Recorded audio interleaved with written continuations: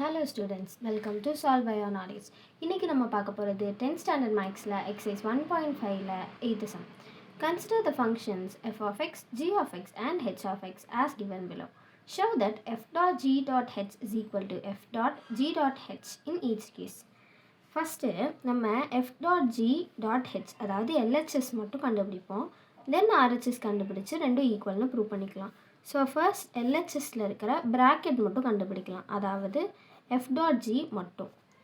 So f dot g is equal to f of g of x, that is equal to f of g of x பதிலாக அதோட value 3x plus 1. தென் இதை f of x ஃபங்க்ஷனில் place பண்ணிடுவோம். So it is 3x plus 1 minus 1. So it is 3x.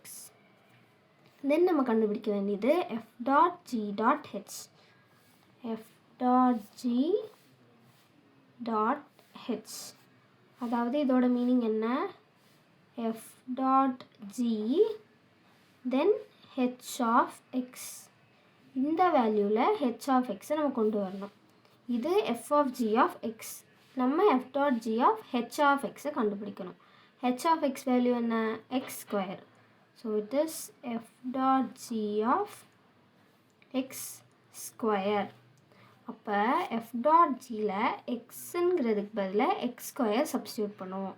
So it is 3x square. இதுதான் LHS. Next RHS கண்டுபிடிக்கணும். அதுக்கு அதில் இருக்க bracket ஃபஸ்ட்டு கண்டுபிடிக்கலாம். So that is g dot h.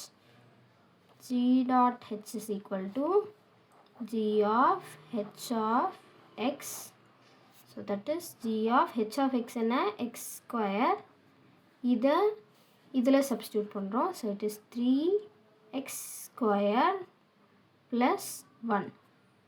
Then இதோட full இதை கண்டுபிடிக்கணும். f dot g dot h. இது எப்படி எழுதுவோம்? f of g dot h of x. g dot h of x என்னது? 3x square plus 1. So f of 3x square plus 1. f of xல xக்கு பதிலாக 3x square plus 1 போட போகிறோம், அதாவது இங்கே. So it becomes 3x square plus 1 in the minus 1.